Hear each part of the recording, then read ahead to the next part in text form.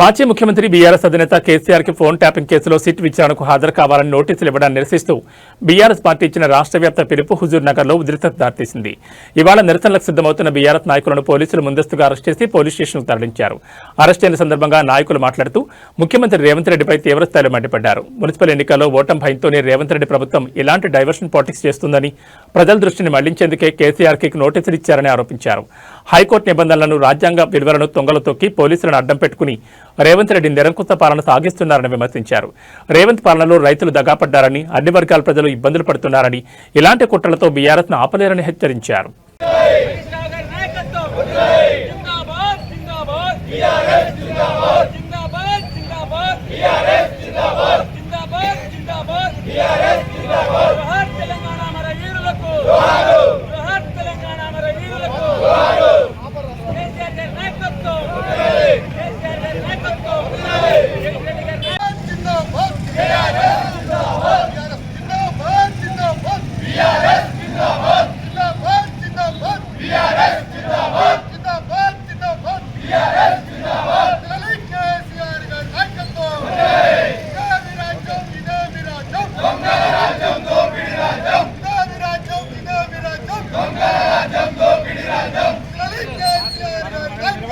ఏదైతే సిట్ నోట్లు ఇచ్చారో వాటిని వెంటనే మరి రివర్స్ తీసుకోవాలా. కేసీఆర్ గారిని గౌరవప్రదంగా చూడాలా. ఎందుకంటే ఈ రోజు నువ్వు తెలంగాణ రాష్ట్రానికి ముఖ్యమంత్రిగా ఉన్నావంటే అది కేసీఆర్ గారి పుణ్యమే.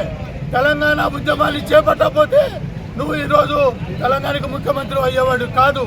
నీ ప్రభుత్వంలో మంత్రులు అవినీతికి పాల్పడుతుంటే కనీసం ఏనాడు కూడా నువ్వు నోరు మెదపలేవు. నీ మంత్రుల పట్ల ఎక్కడ కూడా ఖండించిన సందర్భం లేదు. నువ్వు ఇచ్చిన 6 గ్యారెంటీలు అడుగుతా ఉన్నారు.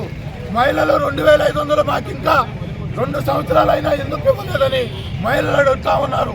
రైతులు అడుగుతా ఉన్నారు, రైతు భరోసా ఎందుకు ఇవ్వట్లేదని. విద్యార్థులు అడుగుతా ఉన్నారు, మాకు ల్యాప్టాప్లు ఎందుకు ఇవ్వలేదని. విద్యార్థులు అడుగుతా ఉన్నారు, మాకు స్కూటర్లు ఎందుకు ఇవ్వలేదని. మహిళా సంఘాలు అడుగుతా ఉన్నాయి, మాకు లోన్లు ఎందుకు మాఫీ చేయలేదని. ఇవన్నీ కూడా చేయకుండా నువ్వు కేసీఆర్ గారి మీద ఏదో అబాస్ పాలు చేయడం కోసం సిట్ నోటీసులు ఇచ్చి అరెస్ట్ చేయాలని చూస్తే ఖచ్చితంగా ఈ తెలంగాణ సమాజం తిరగబడుతుందని ఈ సందర్భంగా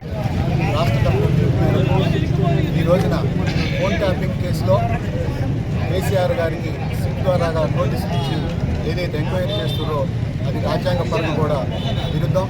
కేసీఆర్ గారు కూడా చెప్పిండు, ఒక ముఖ్యమంత్రికి రకరకాల రిపోర్ట్లు అందాలి ప్రభుత్వంలో. ఇంటెలిజెన్స్ వ్యవస్థ అనేది ఏ ప్రభుత్వానికైనా ఉంటుంది ప్రపంచం అని కూడా తెలియజేయడం జరిగింది. ఈ ముఖ్యమంత్రికి పరిపాలన చేతగాక అలవి కాని వాగ్దానాలు చేసి 6 గ్యారెంటీలు చేసి 6 గ్యారెంటీలు తప్పుకోవడానికి కోసం ఇలాంటి కేసులు పెట్టి డైవర్షన్ రాజకీయాలు చేస్తున్నాడు. ఎప్పుడు ఎన్నికలు వచ్చినా కానీ ఏదో ఒక డైవర్షన్ చేసి ప్రజల మూడు చేంజ్ చేయాలని చూస్తున్నాడు. తెలంగాణ ప్రజలు అర్థం చేసుకున్నారు.